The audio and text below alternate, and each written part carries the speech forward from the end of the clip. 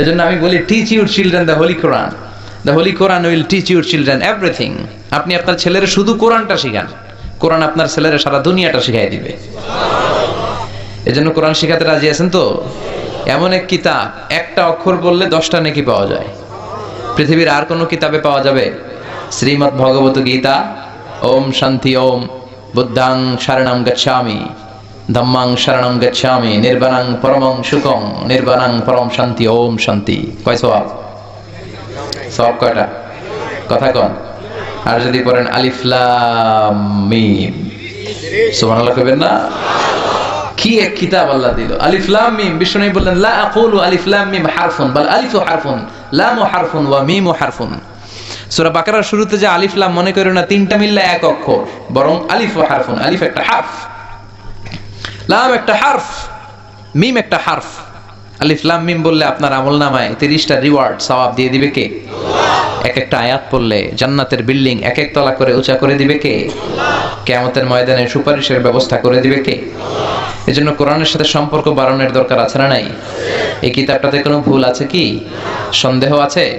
This is the book, the most authentic, original, reliable source of knowledge in the world, whereof there is no doubt in it, and a guidance to those who are muttaqin. এই বইটা এমন বই যে বই কোনো ভুল নাই, সন্দেহের অবকাশ নাই। মুত্তাকিনদের জন্য গাইডলাইন করে বইটারে পাঠালো কে? কথা বলেন। এজন্য সব সমস্যার সমাধান কোরআনে আছে না নাই? সমাধান চাও যদি জীবনে, মরণে ফিরে যাও, খুঁজে নাও, চোখ রাখো কোরআনে। চোখ কোথায় রাখবেন? না টিভির পর্দায়? জি বাংলার পর্দায়? চোখ কোথায়? কথা বলেন। সমাধান পড়েন। সমাধান চাও যদি জীবনে, মরণে ফিরে যাও, খুঁজে নাও, চোখ রাখো কোরআনে। If you want the solution this dunya and akhira, go back, have a look to the holy Quran. সুবহানাল্লাহ। প্রবলেম সলভিং মেথোডোলজি, সমস্যার সমাধান করে দেয়, কখনো সমস্যা পাকায় না। ওই কিতাবটার নাম কি? পড়তে রাজি আছেন? ধরতে রাজি আছেন? এই কিতাবের জন্য মরতে রাজি আছেন? সবাই রাজি? যে ঈমান প্রয়োজনে জ্বলে ওঠে না, যে ঈমান সত্য ন্যায়ের কথা বলে না, যে ঈমান প্রয়োজনে জ্বলে ওঠে না, যে ঈমান সত্য ন্যায়ের কথা বলে না, যে ঈমান বাস্তবে নাই, যে ঈমান অন্তরে নাই, মুখে শুধু ফাঁকা বলি, কি করে তারে বলো ঈমানে বলি, কি করে তারে বলো ঈমানে বলি, কি করে তারে বলো ঈমানে বলি। ঠিক না? যে ঈমান দিন কায়েমের আন্দোলনের ধার ধারে না, যে ঈমান লেবাসধারী কোরআন হাদিস তাও পড়ে না, যে ঈমান খাজার নামে মাজার গড়ে ফুলুস কামায়। আছে না নাই? মাজার আছে না? মাজার ব্যবসা আছে না নাই?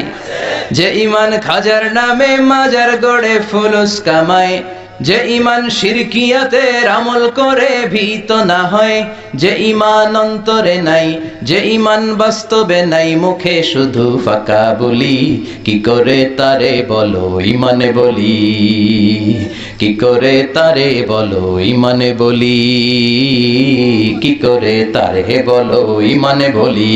চিল্লায় বলেন ঠিক না? এজন্য ঈমানের দাবি হচ্ছে এই কোরআনটার জন্য মরার আকাঙ্ক্ষা রাখতে হবে। শাহাদাতের তামান্না রেখে কেউ যদি বিছানায়ও মারা যায়, শহীদ হিসেবে তাকে কবুল করবে কে? এজন্য কোরআন দিয়ে এদেশে রায় হোক, আমরা চাই কি চাই না? কোরআন দিয়ে বিচারালয় চলুক, আমরা চাই কি চাই না? কোরআনের আইন বাংলার জমিনে বাস্তবায়ন হোক, চাই কি চাই না? কারা কারা চাই হাত তুলে আল্লাহরে দেখা।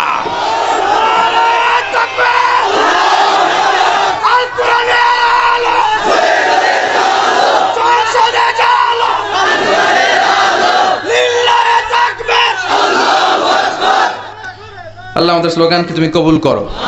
এই যে কোরআনের কথা শুনলে আমরা আবেগতাড়িত হয়ে যাই, আমাদের আবেগটুকুকে তুমি in the day of judgement, কিয়ামতের দিন মিজানের পাল্লায় উহুদ পাহাড়ের সমান ভারী করো।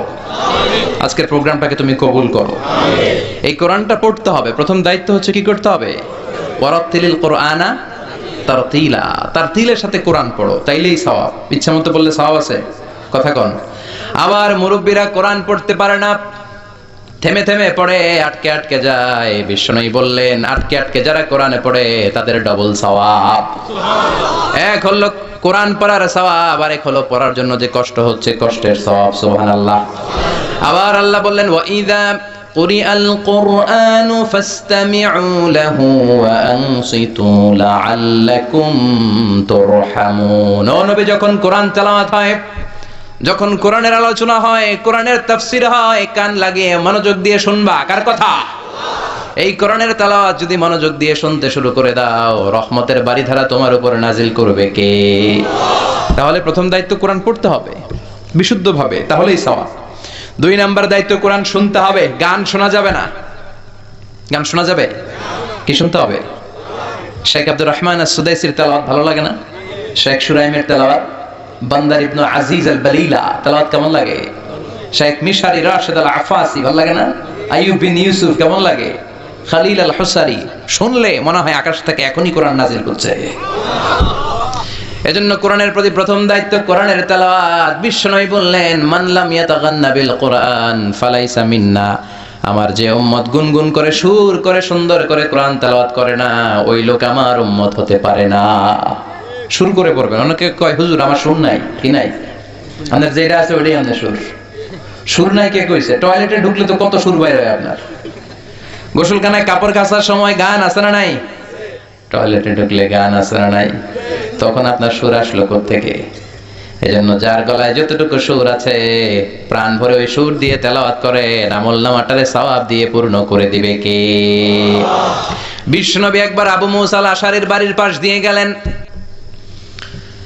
আবু মুসা আল আশারী কোরআন থেকে তেলাওয়াত করছিলেন। সকালবেলা ফজরের পর বিশ্বনবী আবু মুসা আল আশারীর ডেকে বললেন, ও আবু মুসা, লাকাদ উতিতা মিজমারান মিন মাজামিরি আলি দাউদ। আল্লাহ দাউদ নবীর গলার ভেতরে যে চমৎকার সুরের ঝংকার দিয়েছে, আমার উম্মতের মধ্যে তোমার গলায় সেই সুর আল্লাহ দিয়েছে। আবু মুসা বলে, নবী, আমি তো কোনোদিন আপনার সামনে দাঁড়িয়ে কোরআন তেলাওয়াত করি নাই, জানলেন কেমনে? বিশ্বনবী ডেকে বললেন, আবু মুসা, গতকাল সারা নামাজের পর তোর বাড়ির পাশ দিয়ে যাচ্ছিলাম, দেখলাম তোর ঘরের ভেতর থেকে তেলাওয়াত। কান লাগিয়ে শুনে দেখি এই কণ্ঠটার কারো কণ্ঠ নয়, এটা আমার সাহাবী আবু মুসার কণ্ঠ রে আবু মুসা। আমি গতকাল তোর ঘরের বাইরে দাঁড়িয়ে জানালা দিয়ে তোর কণ্ঠের তেলাওয়াত শুনেছি। আবু মুসা বলে, নবী, আমি তো জানতাম না যে আপনি তেলাওয়াত শুনেছেন। আমি যদি টের পেতাম গো নবী আপনি দাঁড়িয়ে শুনছেন ফজরের আগ পর্যন্ত, আমি তেলাওয়াত করা বন্ধ করতাম না। এজন্য প্রথম দায়িত্ব সুন্দর করে তেলাওয়াত করা। কোরআন তেলাওয়াত করলে অন্তরের ঈমান বাড়িয়ে দেয় কে? তারপরে কোরআন শ্রবণ করা। আপনি তেলাওয়াত করবেন, আপনার স্ত্রী শুনবে, আপনার স্ত্রী তেলাওয়াত করবে, আপনি শুনবেন। এই দৃশ্য দেখলে ছোটবেলা থেকে আপনার বাচ্চাটারে কোরআনওয়ালা বানাবা কে? আমার বাবার মুখে প্রথম যেদিন শুনেছিলাম গান, সেদিন থেকে গানি জীবন, গানি আমার প্রাণ। আচ্ছা নাই? তো শুনছে গান, তো গানই তোর জীবন হবে, জান প্রাণ হবে, ঠিক কিনা? যদি শুনতো কোরআন, কোরআন হতো ওর প্রাণ, ঠিক কিনা? আমার বাবার মুখে প্রথম যেদিন শুনেছি কোরআন, সেদিন থেকে কোরআনই জীবন, কোরআনই আমার প্রাণ। আল্লাহু আকবার। এজন্য কোরআন যেন আমাদের জান প্রাণ হয়, কোরআন যেন আমাদের চক্ষু শীতলের কারণ হয়। অবসর সময়টা যেন আমরা কোরআন শুনি। রহমত দিয়ে ঘরটারে ভরে দিবে কে? ঘরটারে জান্নাতি ঘর বানাবে কে? অনেকে বলে, হুজুর আমার ছেলে কথা শুনে না, খালি ভিডিও গেমস খেলে। এরকম ঝামেলা আছে না নাই? হুজুর কিচ্ছু দিলে থামে না, মোবাইল দিলে থামে, আছে না নাই? বাপ মা একদিনও তেলাওয়াত করে না, সারাদিন খালি ঝগড়াঝাটি। এই পোলা ভিডিও গেমস খেলবে না তো কি খেলবে? কথা কন। আগে বাপ মা ঠিক হইতে হবে। বাপ ভালো তার বেটা ভালো তাই, মা ভালো তার ঝি, গাই ভালো তার দুধ ভালো রে, দুধ ভালো তার ঘি, ঠিক কিনা? বাবা তুমি আগে ভালো হও, ছেলেরে ভালো বানাবে কে? মা তুমি ভালো হও, মেয়েরে ভালো বানাবে কে? বাবা যখন নামাজে যায়, ছেলেরা যখন নিয়ে যায়, ছেলেটারে মুসল্লি বানাবে কে? সাইয়েদনা ইব্রাহিম দোয়া করলেন, রব্বি জাআলনি মুকিমাস সালাতি ওয়া মিন যুররিয়াতি রব্বানা ওয়া তাকাব্বাল দুআ। হে নামাজি, আমার ঘরে নামাজে পড়ো আজ, দিলে মে তোমার চরণ তলে, হৃদয় যায় নামাজ। হে নামাজি, আমার ঘরে নামাজ পড়ো আজ, দিল মে তোমার চরণ তলে হৃদয় যায় নামাজ পড়েন। আল্লাহু আকবার। কি বাবা কি ছেলে, বাবা দোয়া করলেন রব্বি জাআলনি মুকিমাস সালাতি ওয়া মিন যুররিয়াতি রব্বানা ওয়া তাকাব্বাল দুআ। ও আল্লাহ, আমার নামাজ কায়েমকারী বানান, আমার কলিজার টুকরা ইসমাইল রেও নামাজ কায়েমকারী বানান। সাইয়েদনা ইব্রাহিম যখন নামাজে দাঁড়াতেন সাথে থাকতো ইসমাইল। সুবহানাল্লাহ। এভাবে আপনারাও যদি বাবা যখন দাঁড়াবে নামাজে, ছেলেও যদি দাঁড়ায়, ছেলেরও মুসল্লি বানাবে কে? কথা বলেন কে? এজন্য ছোট্টবেলা থেকে শিখান। সাইয়েদনা ইব্রাহিম আলাইহিস সালাম শিখালেন, একের পর এক আল্লাহ সাইয়েদনা ইব্রাহিমের পরীক্ষা নিলেন। ছোট্টবেলায় সাইয়েদনা ইসমাইল যখন দুধের শিশু, আল্লাহ বললেন যাও ইসমাইলের মাকে আর ইসমাইলকে মক্কায় রেখে আসো। সাইয়েদনা ইব্রাহিম রেখে আসলেন, এই পরীক্ষায় পাস। সুবহানাল্লাহ পড়েন। আবার বললেন বাপ বেটা মিলে নামাজ কায়েম করো, এই পরীক্ষায় পাস। দুইজন মিলে আমার ঘর কাবা ঘরটা তোমরা বানাও, এই পরীক্ষায়ও পাস। আবার বললেন বাপ বেটা দুইজন মিলে কাবা ঘর ঝাড়ু দাও, এই পরীক্ষায়ও পাস। সুবহানাল্লাহ। তাহরা বাইতিয়া লিত্তাইফিনা ওয়াল আকিফিনা ওয়ার রুকআই সুজুদ। আল্লাহু আকবার। মসজিদেরি ঝাড়ু বড়দার হোক আমারে হাত, শোনো আমার মোনাজাত, শোনো শোনো ইয়া ইলাহি আমার মোনাজাত, শোনো আমার মোনাজাত। পড়েন আমিন। এজন্য বাপ ভালো তো বেটা ভালো, ঠিক কি না? মা ভালো তো বেটি ভালো, গাই ভালো তো দুধ ভালো, দুধ ভালো তো ঘি ভালো, তাই না? এজন্য বাবারা ভালো হন, বাবারা নামাজি হন। বাবা যারা হয়েছেন কোরআন পড়েন, দেখবেন ছেলেও পড়বে। এজন্য কোরআনের প্রতি 3 নাম্বার দায়িত্ব, নিজেও পড়বেন, অন্যের কাছ থেকেও শুনবেন। 4 নাম্বার দায়িত্ব, কোরআন আপনি অন্যকে শিখিয়ে দিবেন। আপনি যদি কাউকে শুধু সূরাতুল ফাতিহাটা শিখান, কোন সূরা? কোন সূরা? কোন সূরা না পড়লে সালাত কবুল হয় না? কথা বলেন। এই সূরা বাদ দিয়ে নামাজ পড়লে হবে? তবে কাবা ঘরের ইমাম সাহেব পড়লে হবে। হ্যাঁ, সবাই একমত? বিশ্বনবী বলেছেন লা সালাতা লিমান লাম ইয়াকরা বিফাতিহাতিল কিতাব, আল্লাহর কিতাবের সূরা ফাতিহা যে নামাজে পড়ে না তার নামাজ হবে। আবার বিশ্বনবী বললেন ওই লোক সবচেয়ে বড় চোর যে নামাজে চুরি করে।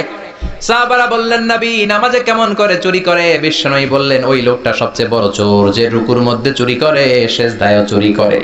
রুকু চোর সেজদা চোর, আছে না নাই? রুকু থেকে সোজা হয়ে দাঁড়ানোর কথা, না দাঁড়িয়ে সেজদায় চলে যায়, আছে না নাই? 2 সেজদার মাঝখানে কয়েক সেকেন্ড ধীরস্থির ভাবে বসার কথা, না বসে কোন রকম মাথা উঠায় মুরগির ঠোকর মারার মতো আরেক সেজদা মারে, আছে না নাই? কথা বলে। আবার বিশ্বনবী বলতেন এমন ভাবে নামাজে দাঁড়াবা, এমন ভাবে মুসল্লার মধ্যে দাঁড়াবা, ভাববা এটাই জীবনের শেষ নামাজ, ঠিক কিনা? তাহলে অন্তরে আল্লাহর ভয় ঢুকায় দিবে কে? যখন যায় নামাজের মধ্যে দাঁড়াবেন ভাববেন এটাই আমার শেষ নামাজ হতে পারে, কারণ এরপরে আবার নামাজ পড়ার সুযোগ পাবো, গ্যারান্টি আছে নাকি? আজকের মাহফিলের পরে আবার কোনো মাহফিলে যেতে পারবো, কোনো গ্যারান্টি আছে? ঘরে সহি সালামতে ফিরতে পারবো, গ্যারান্টি আছে? এজন্য সল্লি সালাতা মুআদ্দিয়া, এমন ভাবে সালাতে দাঁড়াও মনে করো এটা জীবনের শেষ নামাজ, ঠিক কি না? Perform the salah as if this is your last and final prayer. এমন ভাবে সালাতে দাঁড়াও, ভাবো এটা তোমার শেষ নামাজ। এখন বাজে 11:30, আপনারে বলা হলো 12টার দিকে আপনার রূহ কবজ করা হবে, জীবনের হায়াত শেষ। নির্ধারিত একটা সময় থাকে, ওই সময় চলে আসলে আর কেউ বেঁচে থাকে না, ঠিক কিনা? সবাইকে চলে যেতে হবে, আপনাকে চলে যেতে হবে 12টার মধ্যে, আর সময় আছে আধা ঘন্টা। এই আধা ঘন্টা আপনি যতটুকু নামাজ পড়তে পারেন পড়ে নেন। ওই দিনের নামাজটা আপনার সুন্দর হবে না? কথা কন। কেন সুন্দর হবে? কথা কন, উত্তর দেন। কারণ জীবনের শেষ নামাজ। একটু পরে মালাকুল মাউত আসবে, হায় রে মানুষ রঙিন ফানুষ, দম ফুরাইলে তবু তো ভাই কারোরই নাই একটুখানি, হায় রে মানুষ রঙিন ফানুষ, রঙিন ফানুষ, হায় রে মানুষ। তারপরও হুঁশ নাই, তারপরও হুঁশ নাই। জানি চলে যেতে হবে রঙিন ফানুষ, দম ফুরাইলে ঠুস, তারপরও শুধু অস্থিরতা, তারপরও শুধু পাগলামি। যদি জানেন 12টার দিকে চলে যেতে হবে, আধা ঘন্টার সময়, এই দিন আপনার নামাজটা অনেক সুন্দর হবে। আপনি ওযু বানাবেন চমৎকার করে, আতর মেখে, পাঞ্জাবি পরে, এমন ভাবে আল্লাহর সামনে আপনি দাঁড়াবেন, জীবনের শ্রেষ্ঠ নামাজ আপনার ওই নামাজ হয়ে যাবে। ওই দিন রুকুতে আপনার তাড়াহুড়ো হবে নাকি? ওই দিন সেজদা থেকে টাইম নাও কেউ তুলতে পারবে আপনার? 2 রাকাতে আপনি 8 ঘন্টা পার করে দিবেন। কারণ আপনি জানেন একটু পরেই মালাকুল মাউতের হাতে ধরা। এই ধরা থেকে কেউ বাঁচতে পারবে নাকি? কথা বলেন। গোরস্থানে একটু মাটি জায়গা করে রাখে রে, এখনই তোর আসতে পারে চলে যাওয়ার ডাক। আতর গোলাপ সুবাসে চন্দন, কাফন নামের দেহ বন্ধন। আতর গোলাপ সুবাসে চন্দন, কাফন নামের দেহ বন্ধন। আলমারিতে রাখে রে তুলে একটি কোরআন পাকে রে, এখনই তোর আসতে পারে চলে যাওয়ার ডাক। চিল্লায় বলেন ঠিক কি না? কখন চলে যাব কেউ জানি না। লিকুল্লি উম্মাতিন আজালুন ফাইদা জাআ আজালুহুম লা ইস্তাখিরুনা সাআতান ওয়া লা ইস্তাকদিমুন। প্রত্যেক জাতির জন্য নির্ধারিত একটা সময় আছে। ওই মৃত্যুর সময়টা যখন চলে আসে, এক সেকেন্ড আগেও আসে না, পরেও আসে না। কার কথা? জোরে বলেন কার কথা? সাইয়েদনা দাউদ আলাইহিস সালামের একজন ওয়াজির ছিল। দাউদ আলাইহিস সালামের ইন্তেকালের পর সুলাইমান আলাইহিস সালাম গোটা বিশ্বের দায়িত্ব নিলেন। বাবার সময়ে যেই লোকটা ওয়াজির ছিল, তিনিও তাকে ওয়াজির বানালেন। সাইয়েদনা সুলাইমান আলাইহিস সালামের সাথে অনেক ফেরেশতাদের বৈঠক হতো, জিনদের বৈঠক হতো। এক বৈঠকে সুলাইমান আলাইহিস সালামের ওয়াজিরও বসা, মালাকুল মাউতও বসা। মালাকুল মাউত ওই ওয়াজিরের দিকে বড় বড় চোখ করে তাকাচ্ছে। বড় বড় চোখ করে তাকানোর কারণে ওয়াজির তো প্রচন্ড ভয় পেয়ে গেল। মালাকুল মাউত চলে গেল, ভয় পেয়ে তার পিলু চমকে যায়। সাইয়েদনা সুলাইমানকে ডেকে বলে, ও নবী আল্লাহ সুলাইমান, কিছুক্ষণ আগে আপনার পাশে একটা লোক বসা ছিল, বড় বড় চোখ করে আমার দিকে তাকায়, এটা কে? সাইয়েদনা সুলাইমান আলাইহিস সালাম বললেন, এটা মালাকুল মাউত। এটা কে? ওমি মালাকুল মাউতের নাম শুনলে কলিজায় পানি থাকে, ওজিরেরও পানি নাই। কয় সর্বনাশ, আমার মনে হয় টাইম শেষ। আমার মনে হয় আজরাইল তো বাড়ি চিন্তা ফেলাইছে, রাস্তা চিনে ফেলেছে। ও সুলাইমান, আমার বড্ড ভয় হয়, মনে হয় আমারে মেরে ফেলবে।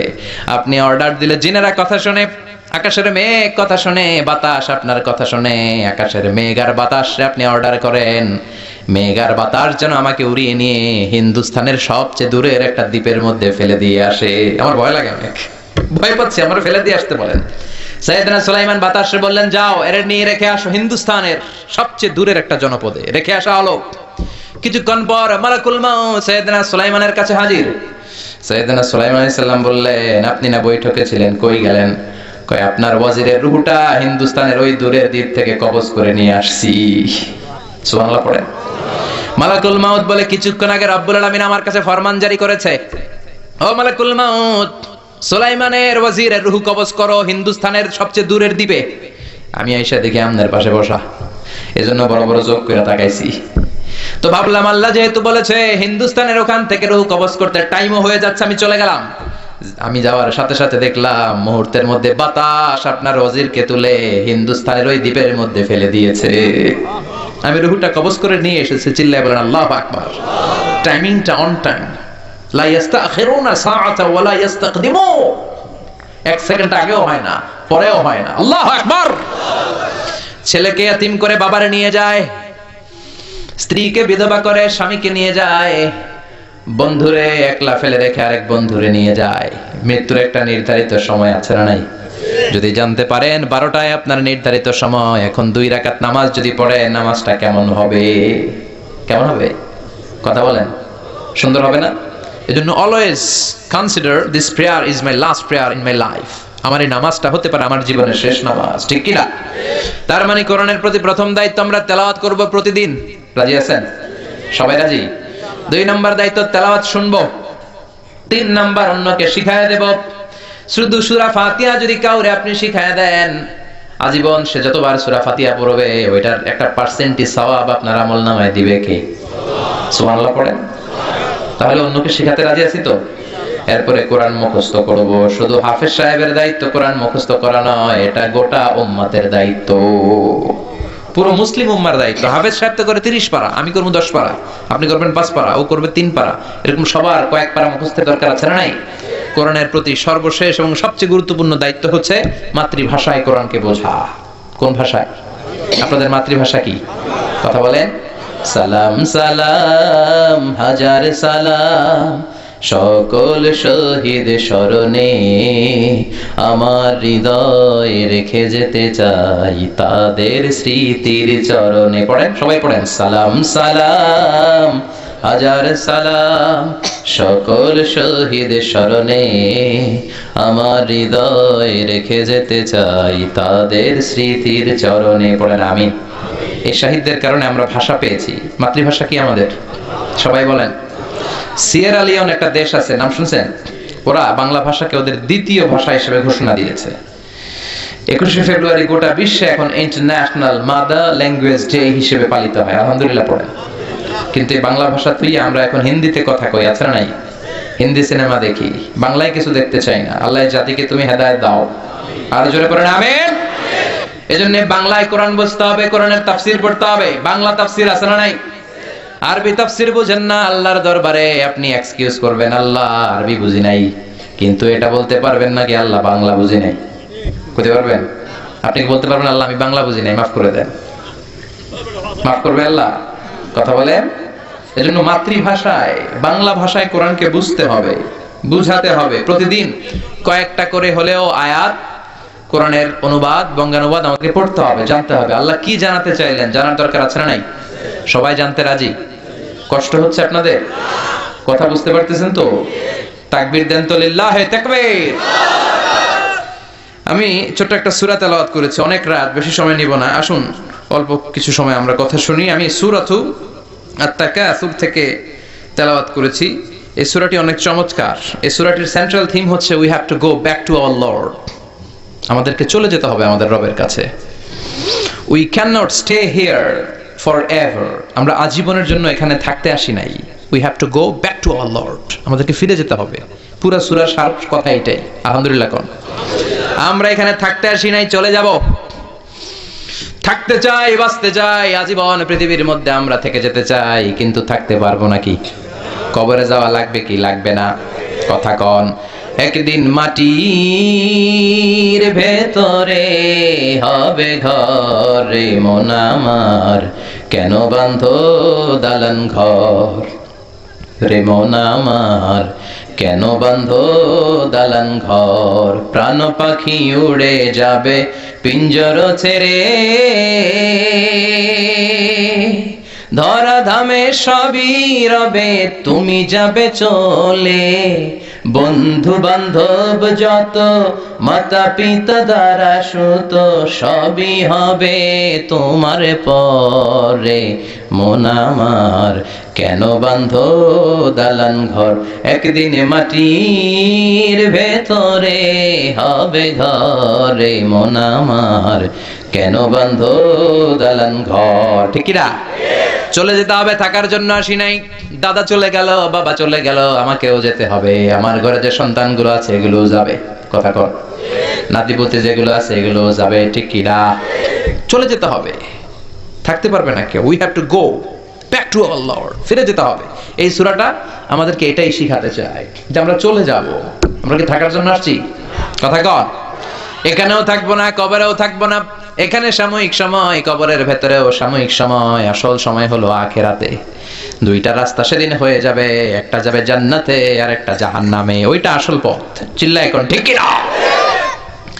এজন্য সূরাতুত তাকাসুর আল্লাহ আমাদেরকে শিখাতে চাইলেন থাকতে আমরা আসি নাই, চলে যাব। আল্লাহ বললেন আলহাকুমুত তাকাসুর হাত্তা যুরতুমুল মাকাবির। দুনিয়ার লোভ লালসা তোমাদেরকে পাগল করে রেখেছে। দুনিয়ার লোভ লালসা আমাদেরকে পাগল বানিয়ে রেখেছে। ঠিক কি না? এই পাগলামি আমাদের থামবে না। হাত্তা যুরতুমুল মাকাবির, যতদিন না তোমরা কবরে ঢুকো। কবরে ঢোকার আগ পর্যন্ত আমাদের এই মোহ কাটবে না। আসলে আমাদের জীবনটা এত ব্যস্ত, একটু খেয়াল করে শুনেন, একটু বোঝার চেষ্টা করেন। এত ব্যস্ত আমরা, এত বিজি লাইফ আমরা লিড করি, আমরা যে কবরে যাব এটা ভাবার সময়টাও আমাদের নাই। কথা কর। সময় নাই। কবরে যে যেতে হবে ভাববার সময় আমাদের নাই। ব্যস্ত, লোভের পেছনে ছুটে আছি। চাকচিক্যময় দুনিয়া, চাকচিক্যময়, মোহাচ্ছন্ন, মরিচিকা, মোহ, সম্পদ আর অর্থের পেছনে ছুটতে ছুটতে আখিরাতকে আমরা বেমালুম ভুলতে বসেছি। চিল্লায় বলেন ঠিক কি না?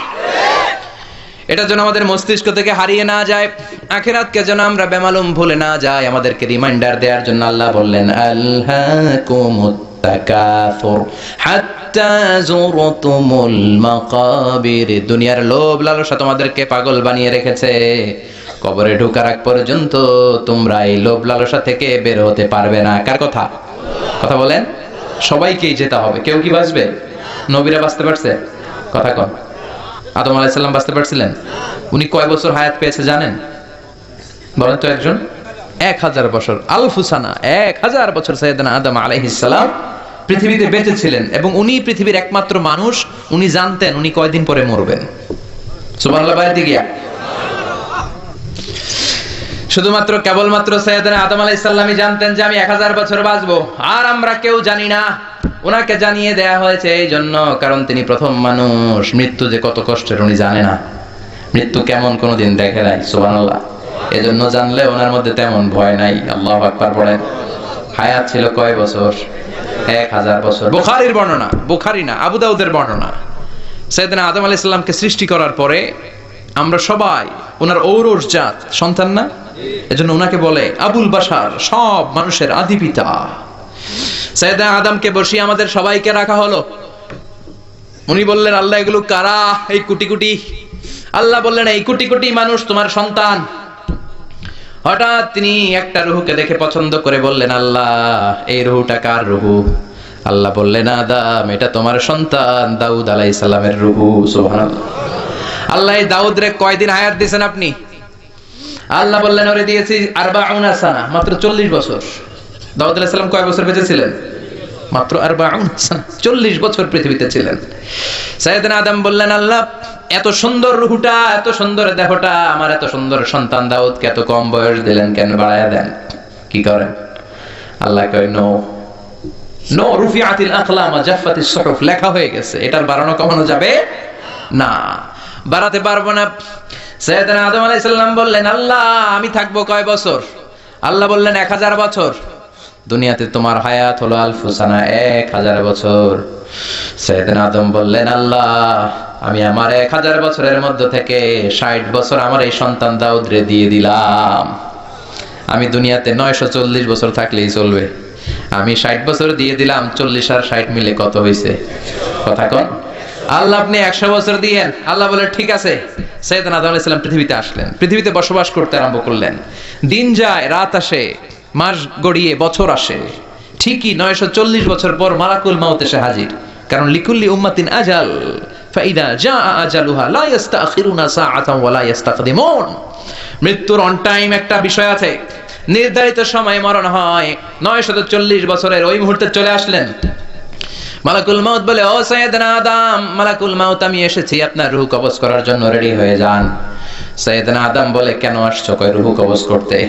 সাইয়েদনা আদম আলাইহিস সালাম বললেন এখন আসছো কেন? আমার আরো 60 বছর বাকি আছে। কয় বছর?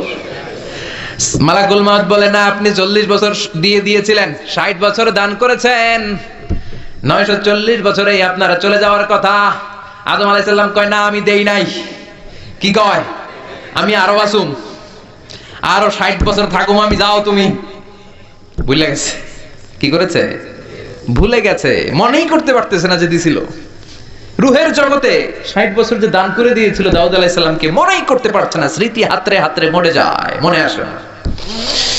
এজন্য বিশ্বনবী বলেন নাসিয়া আদম ফা নাসিয়া বানু। আদম আলাইহিস সালাম ভুলে গেছেন, তাই আমরাও মাঝে মাঝে ভুলে যাই। খাইয়াও কই খাই নাই, মাইরাও কয় মারি নাই, আছে না নাই? জাহাদা আদম ফাজাহাদা যুররিয়াতুহু। আদম আলাইহিস সালাম সেদিন অস্বীকার করেছেন, তাই আমরাও অস্বীকার করি, আছে না নাই? অনেক কিছু নিয়েও কয় নেই নাই, পাইয়াও কয় পাই নাই, ভুলে যায়। ভুলের কারণে আমরা এগুলো করে ফেলি। এজন্য নির্ধারিত একটা সময় আছে। আদম আলাইহিস সালাম বাঁচতে পারে নাই, ঠিক 1000 বছর পর আবার মালাকুল মাউত আসলেন, উনি চলে গেলেন। সুবহানাল্লাহ পড়েন।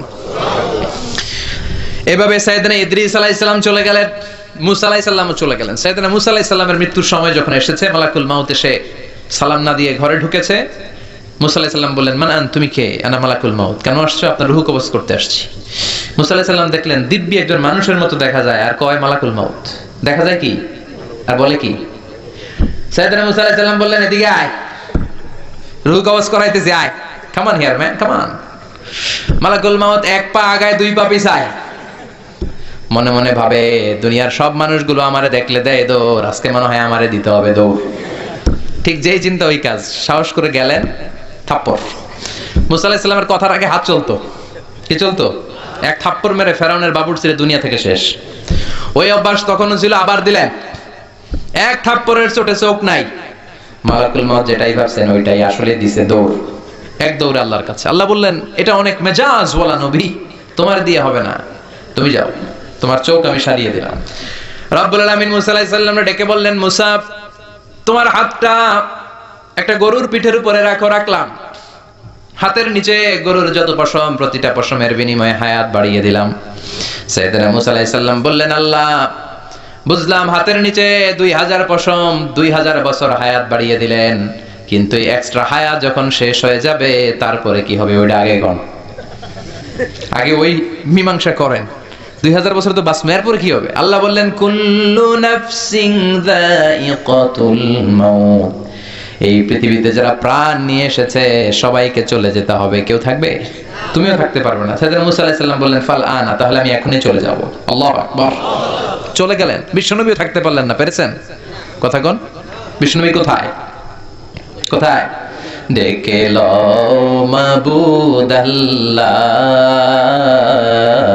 রোজা পাকের কিনারে, আমি কেঁদে কেঁদে হই গো সারা, ধন্য করো দিদারে, দুই সাথীকে পাশে নিয়ে হায়, ঘুমিয়ে আছে নিঝুম নিরালায়, আমি সইতে পারি না বিরহ জ্বালা, ধন্য করো দিদারে। পড়েন আমিন। দিদার অনেক বড় নিয়ামত।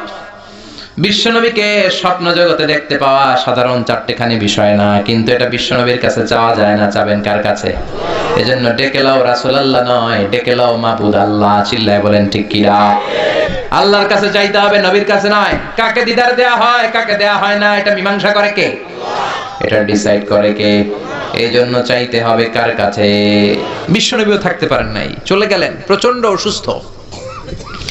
বিশ্বনবী আয়েশারে বললেন, ও আয়েশা, আমার পেটের ভেতরে প্রচন্ড ব্যথা। ওই যে খায়বার দুর্গে এক ইহুদির বাড়িতে দাওয়াত খেতে গিয়েছিলাম, ইহুদি মহিলা গোশতের মধ্যে বিষ মাখিয়ে দিয়েছিল, আমার মনে হয় বিষের ব্যথা আবার শুরু হয়েছে। বিশ্বনবী ওই বিষের ব্যথায় মারা গিয়েছেন। কাউকে বিষ পান করিয়ে মারলে লোকটা শহীদ। বিশ্বনবী শুধুমাত্র কেবলমাত্র নবী নয়, ওনার নবুয়তও আছে, আবার শাহাদাতও আছে। সুবহানাল্লাহ পড়েন। জামাআ বাইনান নবুওয়া ওয়া শাহাদা। বিশ্বনবী শহীদ, আবার তিনি নবী। জানো তেন নবী নাকি? শেষ নবী, সব নবীর সেরা নবী। কোন নবীর সাথে আমার নবীর কোন তুলনা চলে? এই নবীও থাকতে পারলেন না। বলে, আয়েশা ব্যথা আমি থাকতে পারি না। ওই যে খায়বার দুর্গের বিজয়ের পরে ইহুদির বাড়িতে খেতে গিয়েছিলাম, ইহুদি মহিলা ছাগলের গোশতের মধ্যে বিষ মাখিয়ে দিয়েছে, ওই বিষের ব্যথা আমাকে কাবু করে ফেলেছে। বিশ্বনবী কাঁদে, হুশ ফিরে পায়, আবার বেহুশ হয়। সাহাবাদের মধ্যে কান্নার রোল। বিশ্বনবী উঠে দাঁড়াতে পারেন না, মসজিদে নববীতেও যেতে পারেন না, জামাতের নামাজের ইমামতিও করতে পারেন না। সাইয়েদনা আবু বকরকে বললেন, আবু বকর, আমার অবর্তমানে তুমি মসজিদে নামাজ পড়াও। সাইয়েদনা আবু বকর নামাজ শুরু করে দিলেন। বিশ্বনবী বললেন, আয়েশা একটু ঠান্ডা পানি আনো। ঘেমে ঘেমে বিশ্বনবী হয়রান।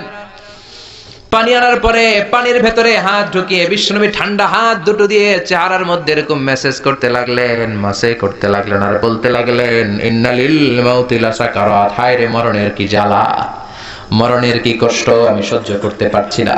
বিশ্বনবীর এই কষ্ট দেখে বিশ্বনবীর কলিজার টুকরা নয়নের পুটুলি সাইয়েদাতুনা ফাতেমা কেঁদে কেঁদে হয়রান, চিৎকার দিয়ে বলে, ইয়া করবা আবা, ইয়া করবা আবা, আমার বাবার কি কষ্ট হচ্ছে, না জানি আমার বাবার কত যন্ত্রণা হচ্ছে। বিশ্বনবী সান্ত্বনা দিয়ে বলে, ফাতেমা কেঁদো না, আজকের দিনের পরে তোমার বাবার আর কোনো কষ্ট হবে না, সব কষ্ট আজকেই শেষ হয়ে যাবে। হঠাৎ সাইয়েদনা ফাতিমাতুজ জোহরার কানে কানে কি যেন বললেন, উনি কাঁদলেন। আবার কানে কানে কি যেন বললেন, উনি হাসলেন।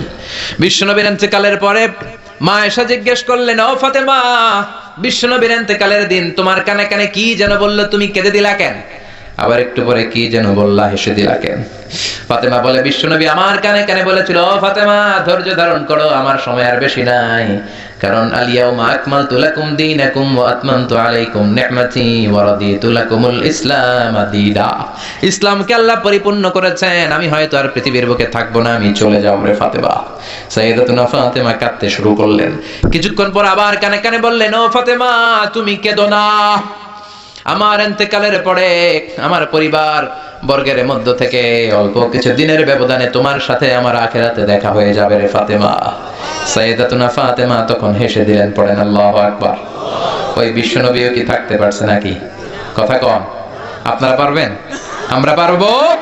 এজন্য আল্লাহ বললেন, আল্লাহকুমুত তাকাসুরু হাত্তা যুরতুমুল মাকাবির। দুনিয়ার লোভ লালসা তোমাদেরকে পাগল বানিয়ে দিয়েছে।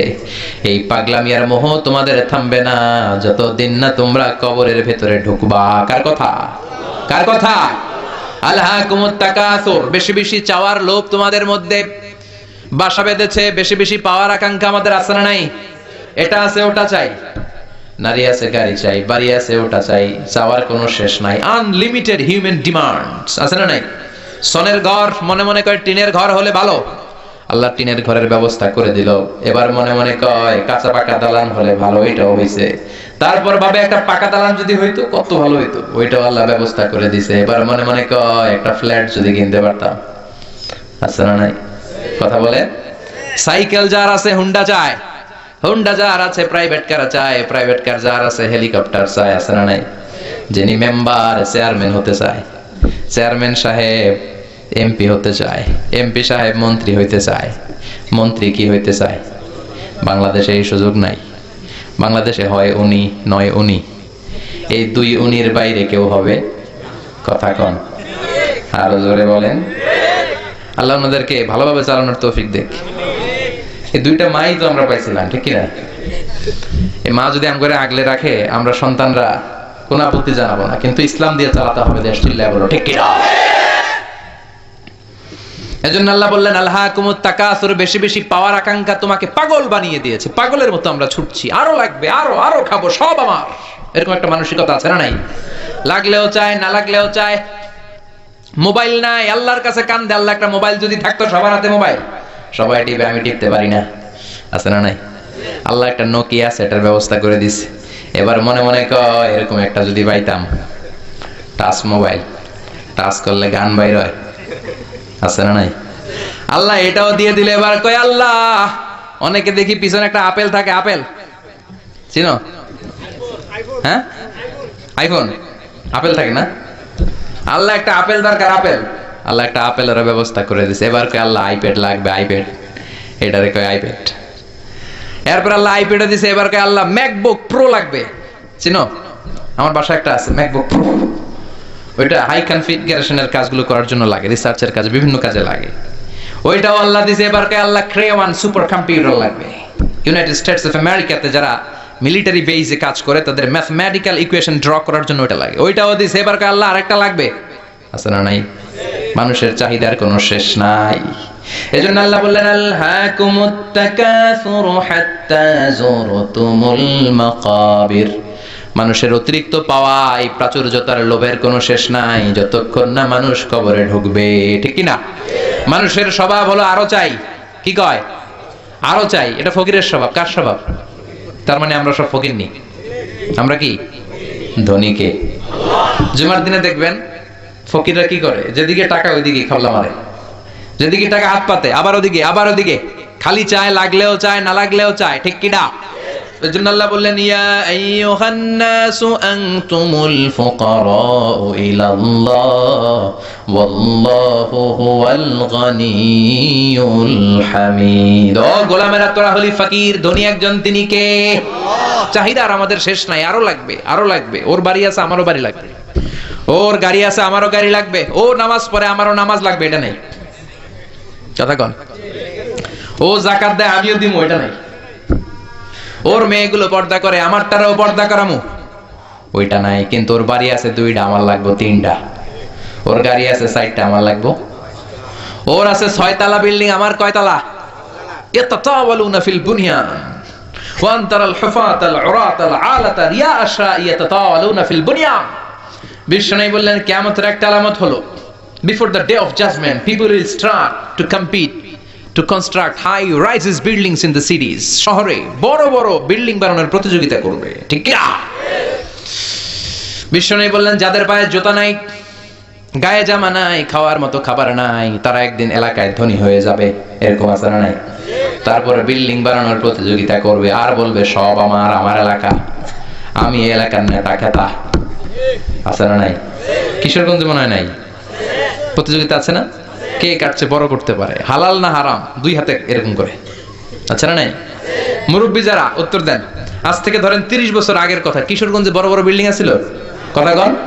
হ্যাঁ, ছিল না। ঢাকায় ছিল? ছিল খুবই অল্প। এখনকার মতো ছিল এরকম বিল্ডিং? একটা দুইটা বিল্ডিং ছিল, কিন্তু এখন বিল্ডিং এর শেষ নাই। তার মানে বিশ্বনবী যে আলামতের কথা বলেছে অক্ষরে অক্ষরে ফলেছে, চিল্লা এখন ঠিক কি না? আরব বিশ্ব বড় বড় বিল্ডিং, একটার পর একটা টাওয়ার বানায়, এইটার চেয়ে ওইটা হতে হবে বড়, ওইটার চেয়ে ওইটা হতে হবে বড়, প্রতিযোগিতা আছে না নাই? দুবাইতে এখন যেটা আছে এটা সবচেয়ে বড়, বুর্জ খলিফা, নাম শুনছেন? বুর্জ আল খলিফা 170 তলা উঁচু, 1000 মিটার উঁচু। এটা কয় হাজার মিটার? তার মানে 1 কিলোমিটার উঁচা। তাকাইতে পারবেন? টুপি পরে যাবে পিছনে, ঠিক কিনা? তো দুবাই যখন আগায় গেল, সৌদি মনে মনে করে দুবাই আগায় যেতেছে, আমরা বসে থাকবো কেন? আমরা বানাবো এর চেয়েও বড়। ওরা বানাবে 1000 মিটার উঁচা, আমাদেরটা বানাবো 1001 মিটার উঁচা। আহা, 1 মিটার বড়। প্রতিযোগিতা আছে না নাই? এখনো হয় নাই। কিংডম টাওয়ার, বিশাল বিশাল এই কিংডম টাওয়ার, অবাক করা কাণ্ড। চায়নাতে আছে সাংহাই টাওয়ার, মিশরে আছে বুর্জ আল কাহেরা, মালয়েশিয়াতে আছে পেট্রোনাস টুইন টাওয়ার 88 তলা, 41st and 42nd ফ্লোর একটা ব্রিজ বানিয়ে দিয়েছে, এটার ভিতর থেকে ওটার ভিতরে ঢোকা যায়। কিয়ামতের দিন যখন ইদা সুলজিলাতিল আরদু জিলজালাহা বলে আল্লাহ একটা ভূমিকম্প দিবে, একটা বিল্ডিং আর টাওয়ারও টিকবে? কথা বলেন, টিকবে? এজন্য আল্লাহ বললেন আলহাকুমুত তাকাসুরু হাত্তা যুরতুমুল মাকাবির। তোমাদের লোভ, অতিরিক্ত পাওয়া, বড় বড় বিল্ডিং করার ইচ্ছা কোনোদিন কমবে না, থামবে না যতক্ষণ না তোমরা কবরে ঢুকো, ঠিক কি না? টাকা উপার্জন করতে বিল্ডিং বানাতে বাধা নাই, কিন্তু টাকা হইতে হবে হালাল টাকা। কি টাকা? হারাম দিয়ে করলে বরকত আছে নাকি? যারা হারাম খায় তাদের দোয়া কবুল হয় নাকি? আর যারা অল্প খায়, অল্প পড়ে, অল্প জমায়, তাদের দোয়া কবুল করে কে? সাদ বিন ওয়াক্কাস বিশ্বনবীর সাহাবী, বিশ্বনবীরে বললেন ও নবী দোয়া করে দেন যাতে আমি মুস্তাজাবুদ দাওয়া হয়ে যাই। মুস্তাজাবুদ দাওয়া মানে এমন লোক যিনি দোয়া করার সাথে সাথে দোয়াটা কবুল করে কে? বিশ্বনবী বললেন ও সাদ, চিন্তা করো না, আতিম্মা তাআমাকা তাকুন মুস্তাজাবাদ দাওয়া, যেটা খাবে হালাল খাবে, যেটা পড়বে হালাল পড়বে, তাহলেই তুমি মুস্তাজাবুদ দাওয়া। সুবহানাল্লাহ। হালাল খাইলেই দোয়া কবুল। অনেকে বলে হুজুর দোয়া আমার কবুল হয় না, আমার দোয়া কবুল হয় না, অনেক দোয়া করলাম, বললাম চাকরি করেন কই, কই সচিবালয়, ঘুষ টুস আসেনি, কই হালকা পাতলা। তো তোর দোয়া কবুল হবে কেমনে? ডাকাত। হালাল খেতে হবে, হালাল না খেলে দোয়া কবুল হয়? কথা বলেন। আবার হালালে বরকত ঢুকায় দিছে কে? হারামে কোনো বরকত আছে নাকি? আওয়াজ করে বলেন তো, গরু খাওয়া হালাল না হারাম? কুকুর খাওয়া? গরু বছরে বাচ্চা দেয় কয়টা? কুকুর 5টা, 7টা, 8টা, 10টা। আচ্ছা, কুরবানির ঈদ আসলে আমরা গরু জবাই করি না কুকুর জবাই করি? তাহলে গরু জবাই করলাম বেশি, কুকুর জবাই করি নাই। গরু খাই, কুকুর খাই না। গরু বাচ্চা দেয় কম, কুকুর বাচ্চা দেয় বেশি। তারপরও কিশোরগঞ্জে গরু বেশি না কুকুর বেশি? কথা বলেন। এত গরু আসলো কোথায়? কারণ গরু হালাল, আর হালালের ভেতরে বরকত ঢুকিয়ে দিয়েছে কে? এজন্য আল্লাহ বললেন হালাল পন্থায় উপার্জন করো, সমস্যা নাই, কিন্তু হারামের মিশ্রণ থাকলে তোমার দোয়া কবুল হবে? হারাম খেয়ে যে দেহটা বর্ধনশীল হয়, দেহের যে অংশ বাড়ে, ওই অংশটারে জাহান্নামের আগুনে পুড়াবে কে? এজন্য আল্লাহ বললেন আলহাকুমুত তাকাসুরু হাত্তা যুরতুমুল মাকাবির। দুনিয়ার লোভ তোমাদেরকে পাগল বানিয়ে রেখেছে, তোমাদের এই পাগলামি কমবে না যতদিন না কবরে না ঢুকো, ঠিক কি না? কবরে আমাদেরকে ঢুকাই লাগবে, কবরের প্রস্তুতি আমাদেরকে নেয়াই লাগবে, জোরে কোন ঠিক কি না? বিশ্বনবী বলেন কবরে তোমাদেরকে প্রশ্ন করা হবে, কবরের ভেতরে তোমাদেরকে সুয়াল করা হবে কয়টা? সবাই কোন? আসলে মুমিনদেরকে সুয়াল করা হবে কয়টা? 3টা। নাকি চারটা? কথা কন। তিনটার পক্ষে কে কে হাত তোলেন? বেশিরভাগ। আকসারুহুম লা ইয়ালামুন, বেশিরভাগই জানে না।